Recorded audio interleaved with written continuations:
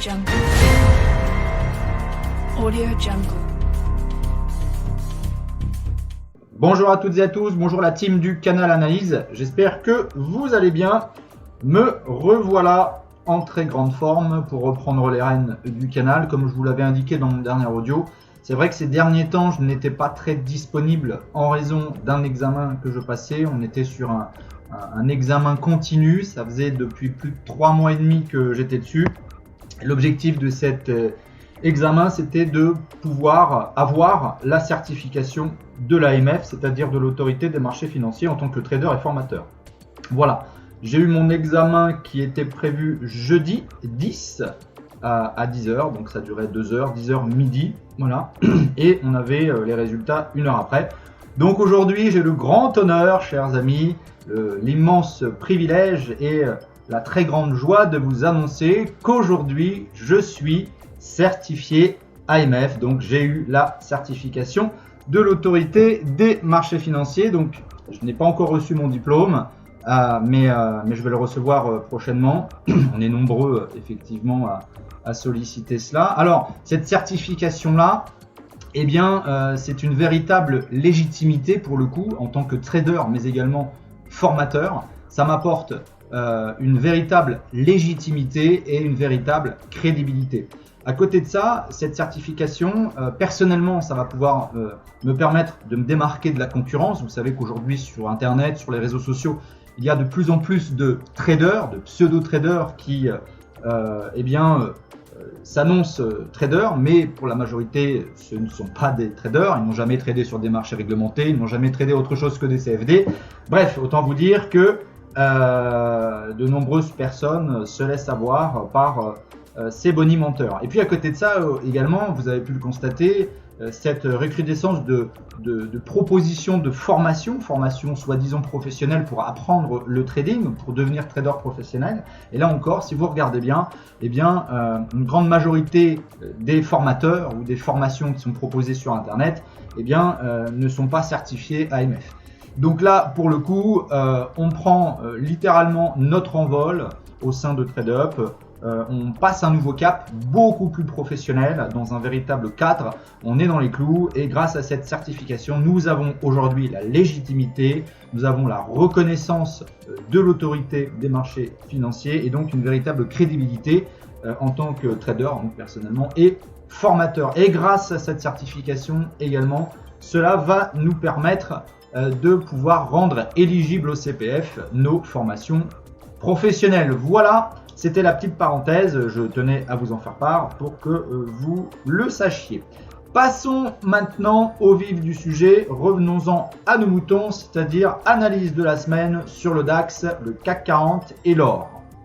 Me voici sur le graphique du DAX en weekly, en une semaine, et on constate, eh bien, encore une fois, que le prix est revenu sur son support de convergence, support daily, support weekly.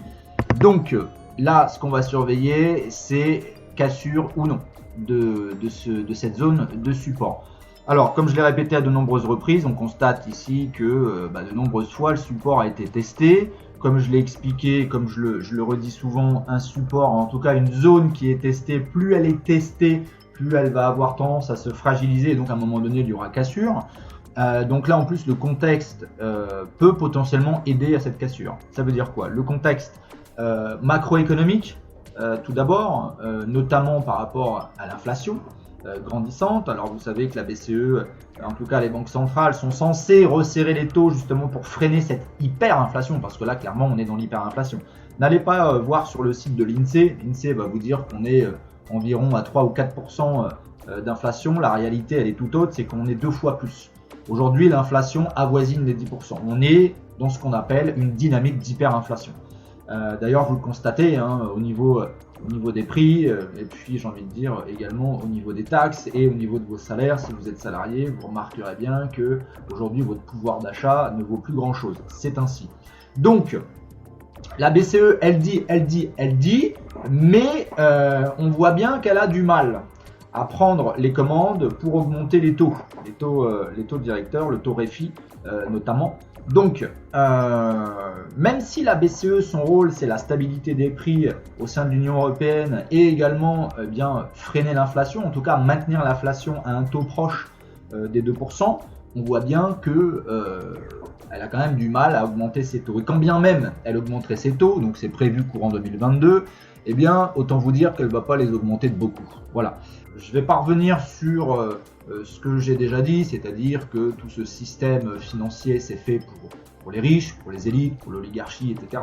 Je ne vais pas vous faire un cours là-dessus. Néanmoins, ça pourrait faire l'objet d'une formation en ligne, une formation sur le fonctionnement du système monétaire, du système financier, comprendre un petit peu les rouages pour y voir plus clair et puis éviter justement de se faire avoir. Bref, donc si vous voulez, dans le contexte, il y a ça. Il y a l'hyperinflation qui est là et cette épée de Damoclès de l'augmentation des taux. Mais voilà, entre vous et moi, une grande majorité d'investisseurs, on sait bien que cette information-là, voilà, si la BCE augmente ses taux, ça ne sera pas grand-chose. Ce sera juste pour dire aux médias, on l'a fait, l'augmentation des taux, mais clairement, ça n'impactera pas significativement les cours boursiers. Voilà. Donc premier point. Et deuxième point, il y a la potentielle, éventuelle, imminente guerre en Ukraine entre Russie et les Ukrainiens et les États-Unis qui veulent s'y mêler et puis la France. La France qui n'a absolument rien à voir là-dedans, mais vous savez bien qu'avec les gouvernants bras cassés qu'on a, ils veulent s'immiscer un petit peu partout, ils veulent jouer au grand Napoléon, mais malheureusement, on sait ce que ça vaut. Donc si vous voulez, le contexte il est un petit peu pesant, ce qui fait que d'un point de vue fondamental, on comprend pourquoi les marchés sont en train de corriger à la baisse. On ne peut pas dire qu'ils sont en train de s'écrouler, c'est pas ça du tout. Ils sont juste en train de corriger, effectivement. Ils sont un petit peu refroidis. Donc là, la situation sur les indices, notamment donc là le DAX, on verra tout à l'heure que le CAC c'est la même chose.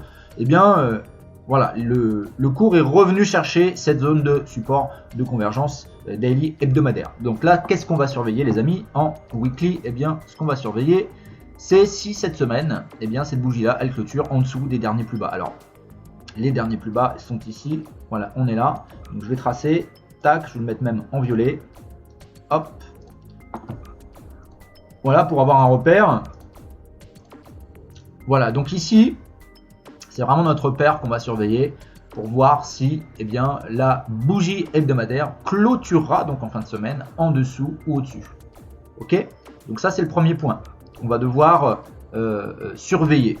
Autre chose à surveiller également, c'est la bougie de la semaine dernière. La bougie de la semaine dernière, on est sur un marteau inversé sous cette forme. Donc là, c'est la même chose. Par rapport à la semaine dernière, on va regarder le plus haut, on va regarder le plus bas et on va voir comment le cours évolue cette semaine. Est-ce qu'il va y avoir une réintégration du prix à l'intérieur de cet écart-là, de cette amplitude, de cet écart type, de cette bougie de la semaine dernière? Oui ou non? Donc ça, c'est ce qu'on va surveiller dans un premier temps. Et dans un deuxième temps, par rapport aux bougies hebdomadaires, c'est revenir à cette bougie-là. Pourquoi cette bougie-là? Parce que cette bougie-là, elle est tout à fait significative, tant par sa forme que par sa signification. Donc là, on est sur une bougie marteau, et on voit bien que c'est elle qui a marqué l'amplitude la plus forte. Donc, on va prendre cette référence-là, et on va également surveiller. Donc, alors vous voyez, à peu de choses près, hein, entre le plus bas de cette bougie et le plus bas de celle-ci, vous voyez, on a le plus bas. Donc, clairement, ça revient au même. Surveiller s'il y a une cassure en clôture de bougie hebdomadaire sous ce niveau-là. Ou bien s'il va y avoir une réintégration à l'intérieur de cette bougie-là, la bougie de la semaine dernière. Donc là, c'est en hebdomadaire. Autrement, il n'y a pas d'autres informations plus spécifiques sur le graphique en une semaine. Cependant, attention, comme je l'avais déjà répété, on se retrouve encore ici dans le cas de figure qu'on avait pu voir ici, qui était quand même beaucoup moins long. Vous voyez, ici, on a une figure en porte-voix, et ces figures-là en porte-voix, à la suite d'une hausse ou d'une baisse, en tout cas lorsque ça a marqué un plus haut ou un plus bas extrême, eh bien, en général, il y a une cassure dans l'autre sens. Donc là, c'est ce qui s'est passé. Donc là, en même temps, c'était dans le cadre du coronavirus, de la pseudo-crise. Donc on a eu le crack, donc ça ne veut pas dire qu'on va assister à un nouveau crack ici, mais en tout cas ça veut dire qu'à un moment donné, ça risque de casser et de marquer effectivement un flux baissier plus important. On va regarder en daily, on n'aura pas spécialement d'informations complémentaires là-dessus. Moi j'ai rien repéré en daily de véritablement significatif. Voilà, donc là on est vraiment dedans, on le voit bien, on est vraiment dedans. Est-ce que par exemple j'aurai quelque chose de l'ordre de divergence ou pas? Alors oui, on a une divergence en daily parce que donc là on voit que le prix marque exactement le même plus bas. Donc on va voir dans la journée, on va voir cette semaine est-ce qu'il va marquer un nouveau plus bas. Mais en tout cas, on voit bien que ici on a eu un plus bas et que le nouveau plus bas du jour est au même niveau. D'accord? Et mon RSI me marque une divergence haussière, c'est-à-dire que le point à l'instant T est plus haut que le précédent. Donc là, on a une divergence directe haussière en cours de formation. Elle n'est pas validée puisque on n'est pas encore sur la clôture de bougie daily. Donc, à surveiller là encore. Ok, ça, c'est ce que je vais surveiller aussi. Pour le moment, si je devais prendre une position, d'accord, à l'achat, puisque la tendance primaire, la tendance de fond, elle n'est pas remise en cause. On est juste là encore dans une phase de dégradation, ok. Mais la tendance primaire de fond qui reste haussière n'est pas remise en cause. Elle n'est pas invalidée pour le moment. Elle n'est pas encore non plus neutralisée, ok. Donc pour le moment, je reste acheteur là-dessus. Alors en plan global, vendeur, moi si je vends, je vous le dis, c'est beaucoup plus haut. Ça serait vraiment sur ces niveaux-là. Ici, au moins daily, weekly ici, mensuel ici. N'oubliez pas, mon code couleur à moi, bleu c'est daily, violet c'est hebdo, et noir, comme ça, gros trait gras noir, c'est mensuel. Donc là, pour acheter, on va éviter, en tout cas je vais éviter d'acheter sur du M5 ou sur du M15, tout simplement pour la bonne raison que là, je vais quand même chercher un écart type un petit peu plus intéressant, donc des amplitudes plus intéressantes, plus conséquentes en termes de hausse. Donc je ne vais pas chercher personnellement, en tout cas en début de semaine comme ça, à acheter sur du M5 ou du M15. Je n'achèterai uniquement que si j'ai un signal en H1, okay, un signal de prix en H1.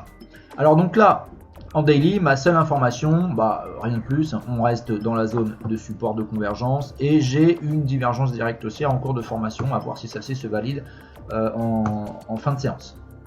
En H4, on va voir ce qu'on a en H4.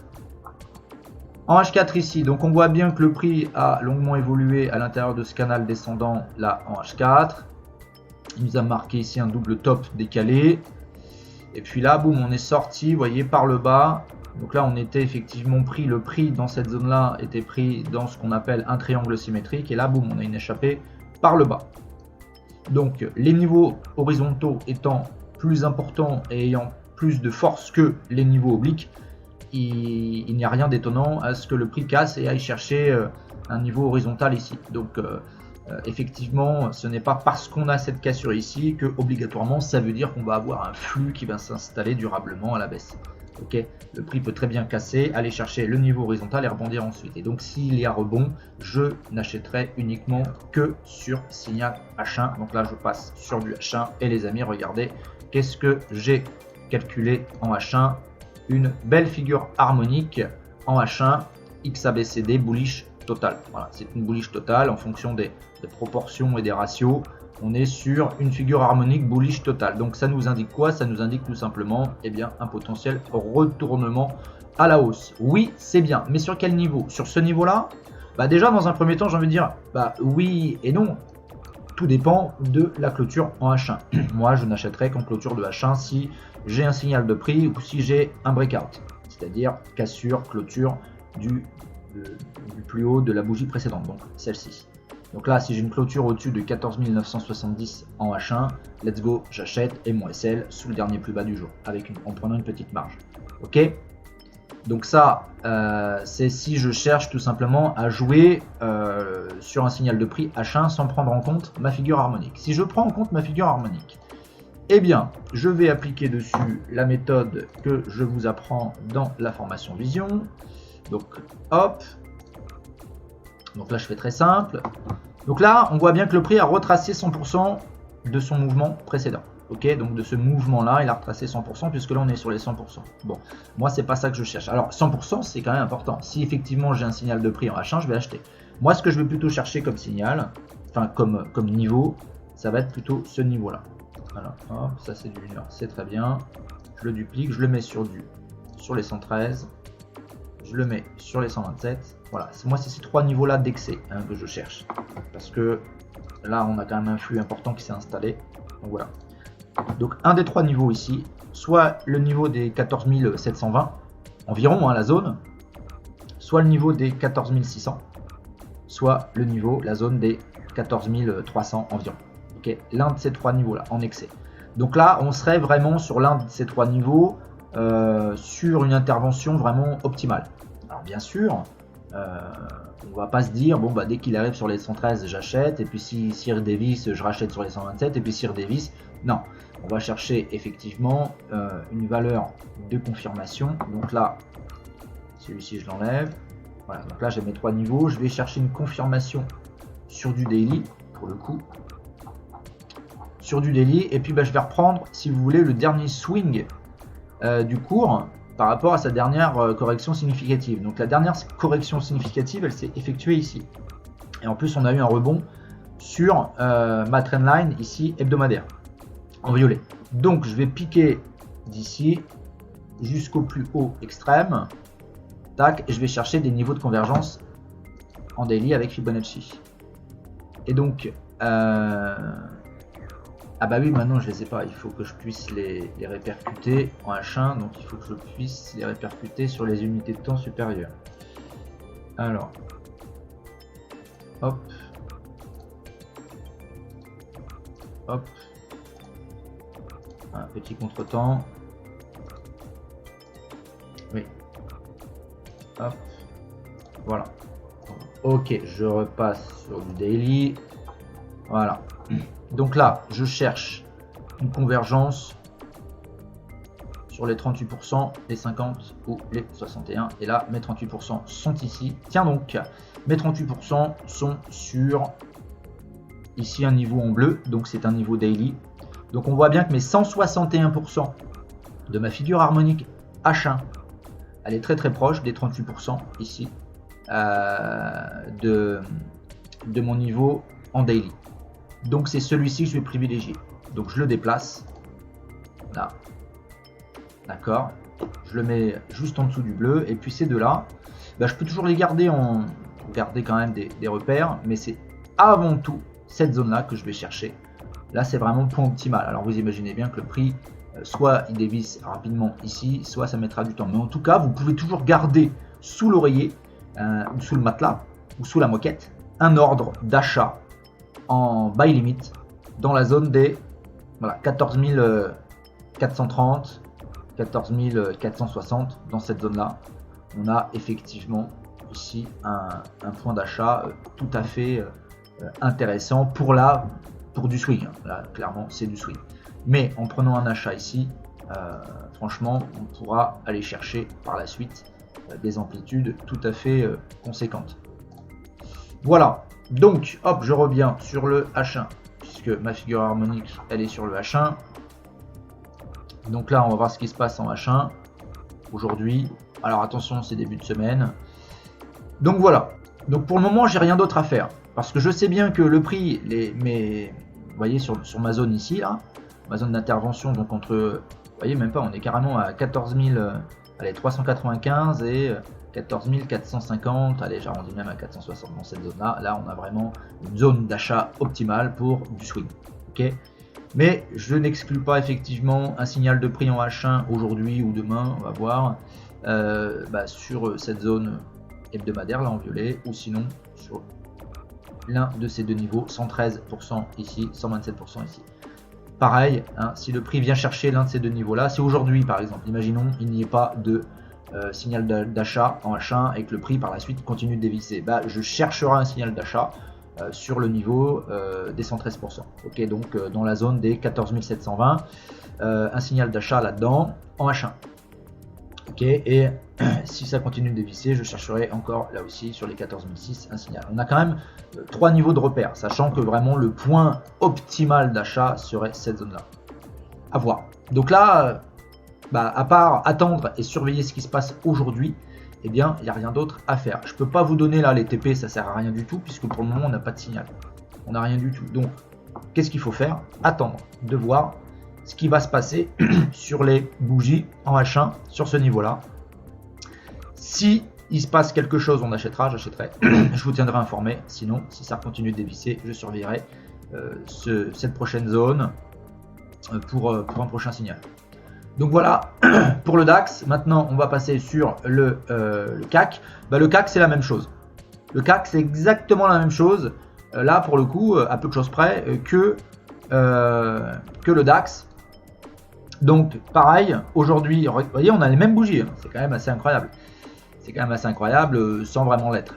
Alors, chaque indice a sa propre spécificité. On ne peut pas dire parce que le CAC ressemble au DAX, donc toutes les positions que je vais prendre sur le DAX, je vais faire la même chose sur le CAC.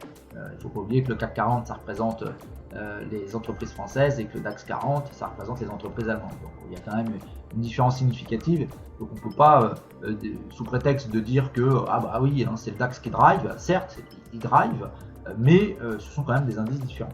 Donc chaque indice doit être vraiment tradé pour ce qu'il est, pour ce qu'il représente. Donc là, eh bien, on est dans une zone, là pour le coup mensuelle, hein, puisque là c'est noir, c'est gris. On est tout en bas ici, donc là de ma trendline haussière en bleu, donc c'est daily, et proche effectivement de ma trendline haussière ici en weekly. Donc là c'est pareil, on a un marteau inversé ici sous la forme d'un doji, à voir si effectivement en H1 j'ai une cassure clôture du dernier plus haut de la bougie précédente. Donc si ça clôture au-dessus des 6825 en H1, j'achèterai SL sous le dernier plus bas. Et puis pour les TP, je vous tiens informé dans le canal. Okay, si on cherche à trader cette figure harmonique, là on est sur un bullish shark. Eh bien, hop, je vais voir quels sont les niveaux que je vais pouvoir attendre, surveiller. Donc là, on est sur les 80%. On est sur un niveau tout à fait intéressant. Donc là, il peut effectivement y avoir une réaction importante à l'achat. Donc il faut voir tout simplement la clôture de la bougie. En tout cas, si ce n'est pas celle qui vient, donc celle qui se clôture dans 37 minutes, à l'instant où je vous parle, eh bien, il faudra surveiller les prochaines bougies achat. Sinon, eh bien, les niveaux intéressants, c'est beaucoup plus bas, là, pour le coup. On a les 113 ici, donc 6642, 6650. Donc là, clairement, c'est beaucoup plus bas. C'est vraiment là, le prix creuse. Après, on a les 127% ici à 6570. Et puis en extension optimale, c'est-à-dire excès le plus fort, tac, 6400. Voilà, et vous voyez, ça correspond ici à cette zone de support daily, puisque c'est bleu. Donc même là, sur les 113, vous voyez, on a un support daily, donc à voir. On a donc 4 niveaux, à voir ce qui se passe ici, d'accord, sur le bas du canal ascendant daily et hebdomadaire. Je surveille une bougie H1 en clôture au-dessus des derniers plus hauts. Si celle-ci le marque, let's go, sinon j'attendrai les prochaines. Si ça continue de dévisser, prochain niveau d'intervention, prochaine zone d'intervention entre 6600 et 6660 dans cette zone-là. Après, on a la zone ici, 6550, 6580. Et en excès le plus total, on a vraiment cette zone-là entre 6400 et 6450. Donc ça laisse encore de la marge. De toute façon, je vous tiens au courant, je vous fais les suivis de marché dans le canal, ça sert à ça. Voilà pour ce qui est des indices, le DAX et le CAC. On va aller voir l'or maintenant. Donc par rapport aux dernières analyses que je vous avais fournies, je vous avais dit on surveillait un premier niveau qui était les 1800, là on a 1850, là on a 1875, 1890 et puis après on a carrément 1905. Bon, moi ce que j'envisage là, ce serait plutôt effectivement voilà ce niveau là. Je me place moi un sell limite sur les 1875. Alors après, il peut très bien faire un double top, hein. Vous voyez là, il a corrigé, il est en train de repartir. Il peut très bien revenir ici. sur la zone des 1865, 1860, auquel cas bien, il faudra surveiller, alors peut-être pas en H1, là on peut se permettre de chercher des signaux en M5, en M15 de vente, d'accord, dès que le prix arrive entre 1866 et 1860 ou à 1861. Voilà, dans cette zone là, on va surveiller des signaux de prix baissiers, donc hop, voilà, dans cette zone là. Là on peut y aller en M5, on peut y aller en M15 hein, si on anticipe un double top, mais n'oubliez jamais la petite technique, vu qu'on intervient sur des petites unités de temps et que là, hein, moi ça fait depuis longtemps que je suis acheteur sur l'or, comme je vous l'avais indiqué dans toutes mes précédentes vidéos, on a quand même là un flux qui est fort, on a une cassure, vous voyez là, regardez l'impulsion, cassure de la trendline baissière daily, parce que le prix est bien resté sous pression baissière depuis plusieurs semaines, sous cette trendline. Là, on a une tentative d'échapper, mais une réintégration derrière. Et là, on a une véritable échappée. Tac, il marque un plus haut, il redescend. On peut anticiper un double top. Ça, c'est ce qu'on peut anticiper. Donc, un retour dans cette zone-là. Et puis ensuite, eh bien, paf, une baisse jusqu'ici et un retour sur ce niveau-là. Tac. Donc, on pourra aller chercher, si on vend dans cette zone-là, sur un signal M5 ou M15. Donc, entre 1866 et 1860. OK ? On sécurise assez rapidement. Ok, le SL, on le met un peu au-dessus de la zone. Et en TP1, on peut aller chercher ce niveau-là, 1852 par exemple, dans la zone de 1850-1852. Et en TP3, en TP2, pardon, on peut aller chercher les 1840, 1842. Ok, 2 TP là, ça serait largement suffisant. Donc voilà pour ce qui est de l'or. Une vente ici pour aller chercher ces deux niveaux là et racheter dans cette zone là. Donc là on pourrait racheter effectivement entre 1840 et 1835 dans cette zone là, on pourrait racheter pour anticiper un rebond, cette fois-ci une cassure de cette zone, le prix vient chercher les 1875 et là on peut potentiellement revendre encore une fois ici, attendre que le prix corrige, qu'il revienne rechercher cette zone ici là, cette zone support, ok, hop, pour repartir encore une fois sur un achat. Donc ça c'est un scénario, hein. Parmi tant d'autres, il y en a plein, mais c'est ce que j'envisage moi, voilà. Donc je vous tiens informé. Alors, faites aussi de votre côté le nécessaire pour quand même surveiller. Je vous explique un petit peu la procédure, la marche à suivre. Je ne suis pas là non plus pour vous donner le biberon et vous envoyer, comme je vous l'ai déjà indiqué, les alertes toutes cuites, pré-mâchées. Vous êtes dans le canal analyse. Donc on est là quand même pour s'autonomiser et comprendre pour que progressivement vous puissiez devenir indépendant de ce que je propose. Ça peut toujours vous servir de comparaison, hein, mes propositions. Et puis voilà, l'objectif c'est quand même de vous autonomiser progressivement. Donc moi j'envisage ça, signal M5, M15 là-dedans, ok, si on l'a, bim, on vend, on sécurise rapidement le SL au-dessus du dernier plus haut, donc on prend quand même une marge et on y ajoute le spread. On va chercher en TP1 eh bien, le bas ici, c'est-à-dire la ligne de coup, hein, tac, et puis on va chercher en TP2 ici. On peut anticiper un achat dans cette zone-là, donc entre 1845, j'ai envie de dire, et 1835, ok, un achat là-dedans pour aller chercher les 1875, 1876. Là-dedans, on attendra encore un signal M5 ou M15 pour vendre, aller rechercher ce niveau de support là pour racheter dans cette zone là et aller rechercher pour le coup des plus hauts. Voilà ce que j'anticipe pour l'or. Il n'y a plus qu'à voir ce qui se passe aujourd'hui et puis surtout voir un petit peu les informations fondamentales, le contexte global de ce qui se passe, à savoir si la pression persiste ou pas. Quoi qu'il en soit, je vous tiens informés les amis via les suivis de marché que je ferai dans le canal analyse. Walou, si vous avez des questions, n'hésitez pas à me solliciter en privé sur Telegram, @tradeupmm. Je prendrai le temps de vous répondre si vous avez des questions, n'hésitez pas. Voilà, je vous souhaite une bonne journée la team et je vous dis à très vite, ciao ciao.